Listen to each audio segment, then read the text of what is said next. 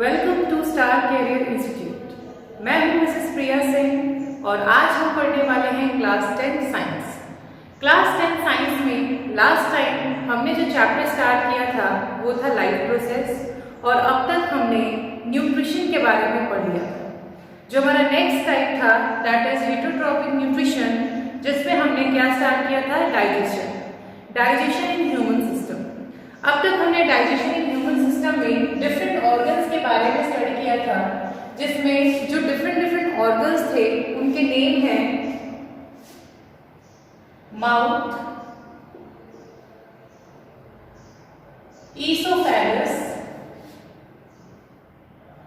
Stomach, small intestine, large intestine,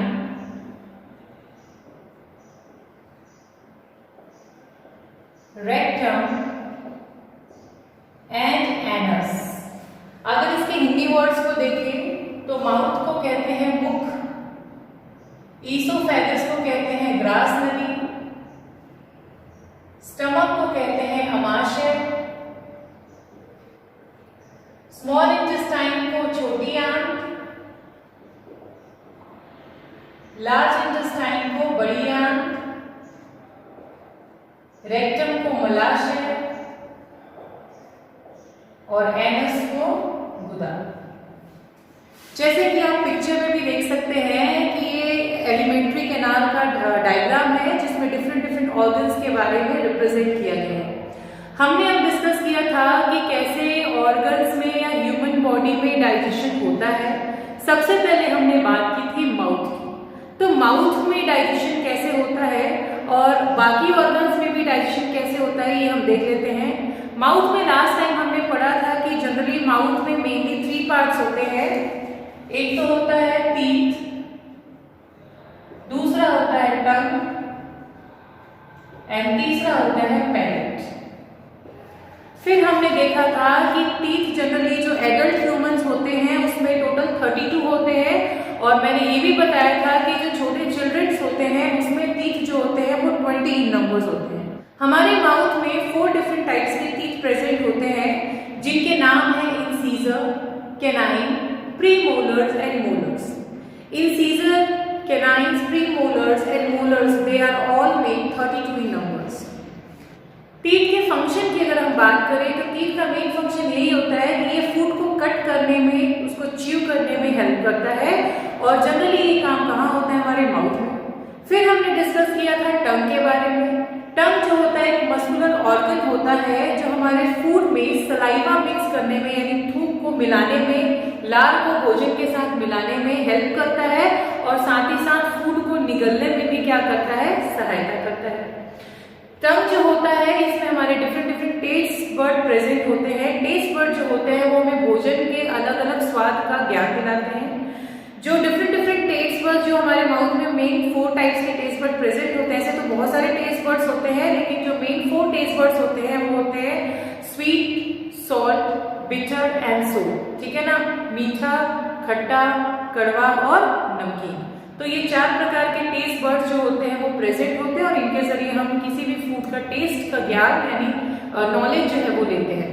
फिर हमने बात की थी कि हमारे माउथ के रूफ जो होता है, हमारे माउथ का जो रूफ होता है वो पैलेट कहलाता है और मेनली ये 2 पार्ट में डिवाइडेड है, hard palate and soft palate. Mouth के बाद फिर हम आगे बढ़ते हैं ईसोफेगस की तरफ। तो आज हम ईसोफेगस से स्टार्ट करेंगे और देखेंगे कि आगे के प्रोसेस में डाइजेशन कैसे पूरा होता है। अगर हम ईसोफेगस की बात करें तो ईसोफेगस जो होता है ये लॉन्ग ट्यूब होता है जो कि हमारे माउथ के आगे जो है स्टमक तक उसको कनेक्ट करता है।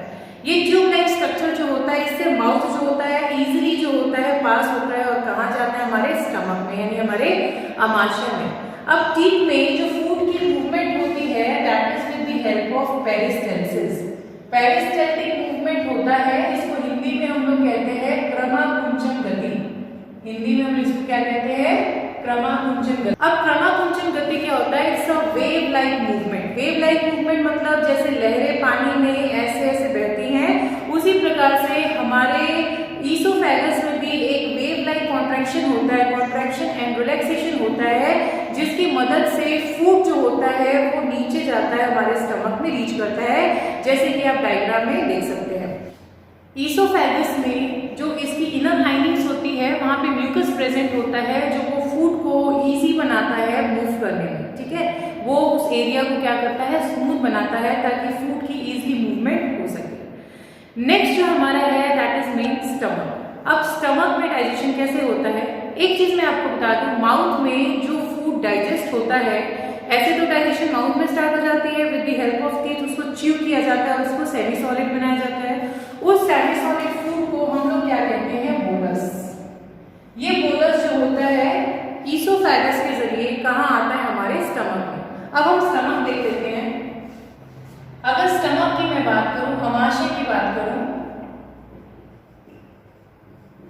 तो अमाशय यानी स्टमक जो होता है इसके मेन 3 पार्ट्स होते हैं, जैसे आप डायग्राम में देख सकते हैं।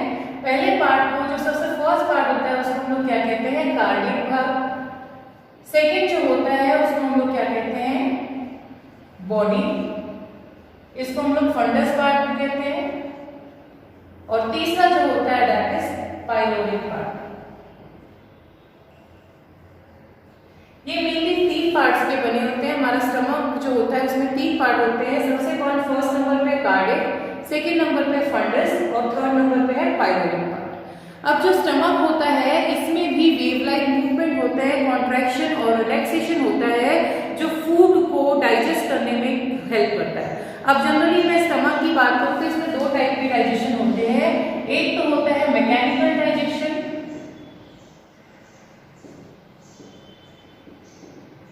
और दूसरा जो होता है वो होता है केमिकल डाइजेशन। मैकेनिकल डाइजेशन जो होता है, जैसे मैंने बताया कि इसमें भी पेरिस्टैल्टिक मूवमेंट होता है, यानी क्रमानुकुंचन गति होती है। इस पेरिस्टैल्सिस के कारण स्टमक में भी वेव लाइक मूवमेंट होते हैं, कॉन्ट्रैक्शन और रिलैक्सेशन होते हैं, जिसकी वजह से फूड का आधा डाइजेशन ऐसे ही होता है, यानी उसको और भी ज्यादा छोटे छोटे ब्रेक पार्ट्स में क्या किया जाता है, ब्रेक किया जाता है। सेकेंड होता है केमिकल डाइजेशन। केमिकल डाइजेशन का मतलब क्या होता है कि हमारे स्टमक में भी ग्लैंड पाए जाते हैं, जिसे हम लोग क्या कहते हैं, गैस्ट्रिक ग्लैंड कहते हैं। ये गैस्ट्रिक ग्लैंड्स क्या करते हैं, सेक्रीशन करते हैं, जिसकी मदद से फूड का डाइजेशन स्टमक में किया जाता है। अब हम बात करते हैं वो कौन कौन से जूसेस होते हैं, सेक्रीशंस होते हैं, जो डाइजेशन करने में हेल्प करते हैं। तो हम देख लेते हैं। जैसा कि मैंने बताया कि गैस्ट्रिक जूस में सबसे पहले बनता है HCl, और ये कब बनता है, ड्यूरिंग डाइजेशन। HCl का फुल फॉर्म होता है हाइड्रोक्लोरिक एसिड। अब हाइड्रोक्लोरिक एसिड के कुछ फंक्शंस होते हैं। सबसे पहला फंक्शन क्या होता है, it makes the food acidic. It makes the food acidic. ये फूड को क्या बनाता है, एसिडिक बनाता है। सेकेंड फंक्शन इसका क्या होता है, it kills the bacteria present in the food. It kills the bacteria और any pathogen present in the food. Food में कोई भी बैक्टीरिया या पैथोजन प्रेजेंट होता है तो ये इसको क्या करता है, किल करता है। तीसरा काम इसका क्या होता है, इसके और भी काम है, जैसे कि फॉर एग्जांपल हमारे बॉडी में पेप्सिनोजन और साथ ही साथ प्रोरेनिन प्रेजेंट होते हैं। ये दोनों ही जो होते हैं ये इनएक्टिव फॉर्म में होते हैं। इनएक्टिव फॉर्म में होते हैं पेप्सिनोजन और प्रोरेनिन। HCl क्या करता है, इनको एक्टिव फॉर्म में कन्वर्ट कर देता है। तो पेप्सिनोजन जो है वो एक्टिव होके किसमें कन्वर्ट हो जाएगा, पेप्सिन में, और प्रोरेनिन जो है वो कन्वर्ट होकर किसमें कन्वर्ट हो जाएगा, एक्टिव होके रेनिन में। अब हम बात कर लेते हैं कि जो पेप्सिन होता है ये एक्टिव एंजाइम है, और ये क्या करता है, प्रोटीन का डाइजेशन करता है और किसमें कन्वर्ट करता है, पेप्टोन्स में। ठीक है, इसी प्रकार से अगर हम रेनिन की बात करें तो रेनिन जो होता है जनरली स्मॉल चिल्ड्रंस में प्रेजेंट होता है, यानी दूध पीते बच्चों में पाया जाता है। जो इन्फेंट्स होते हैं या जो दूध पीते बच्चे होते हैं 10 मंथ्स तक के बच्चों में, उनमें ये सेक्रीट होता है। और मेनली इसका काम क्या होता है, ये मिल्क प्रोटीन को डाइजेस्ट करने में हेल्प करता है। मिल्क प्रोटीन की अगर हम बात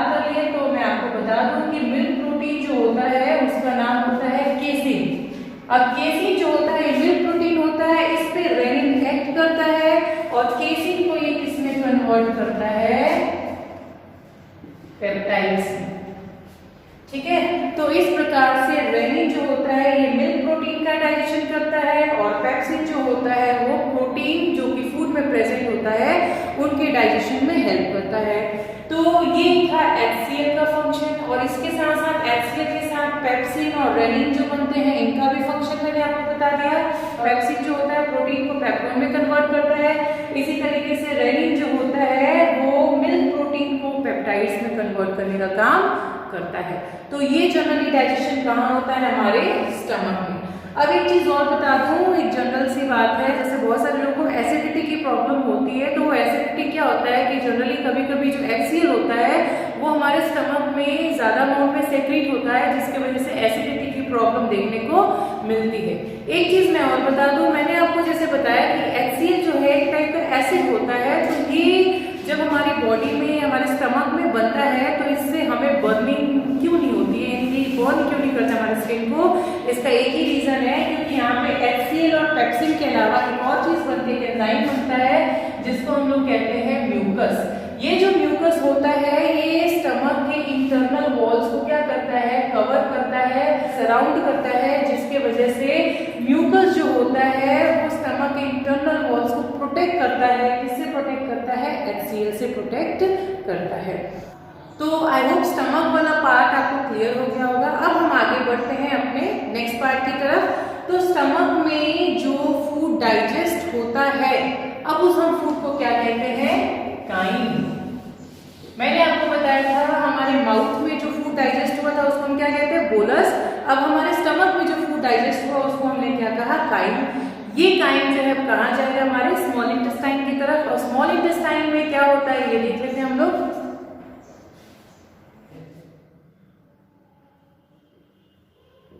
स्मॉल इंटेस्टाइन जो होता है इसमें मेनली 3 पार्ट्स होते हैं, और आपको बता दूं कि ये एलिमेंट्री कैनाल का सबसे लंबा पार्ट होता है, सबसे बड़ा पार्ट होता है, जो नियर अबाउट 6.5 मीटर का होता है। अब जो स्मॉल इंटेस्टाइन है, कहने के लिए मैं बता दूं कि आफ्टर स्टमक डाइजेशन होने के बाद जो बाकी का डाइजेशन होता है वो कहाँ होता है, हमारे स्मॉल इंटेस्टाइन में होता है। और ये भी बता दूं कि यहाँ पे पूरा का पूरा कंप्लीट डाइजेशन अकर होता है। यहाँ पे पूरा क्या होता है, complete digestion of food takes place. यहाँ पे पूरा का पूरा क्या होता है, कंप्लीट डाइजेशन होता है। स्मॉल इंटेस्टाइन की बात करूं तो स्मॉल इंटेस्टाइन का जो फर्स्ट पार्ट होता है दैट इज ड्यूडेनम। जो पहला पार्ट होता है ड्यूडेनम होता है, फिर इलियम होता है, फिर जेजुनम होता है। ठीक है, तो ड्यूडेनम में क्या होता है कि जो स्टमक से आया हुआ सेक्रीशन होता है, फूड जो होता है जिसको हमने काइम कहा था, वो किस में आता है, ड्यूडेनम वाले पार्ट में आता है। और ड्यूडेनम में 2 ग्लैंड्स के सेक्रीशंस भी आते हैं।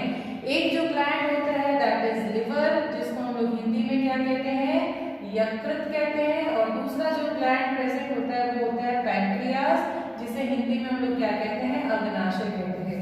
अब इन दोनों के जो सेक्रीशंस होते हैं वो फूड में क्या करते हैं, उसको आगे डाइजेस्ट करने में हेल्प करते हैं।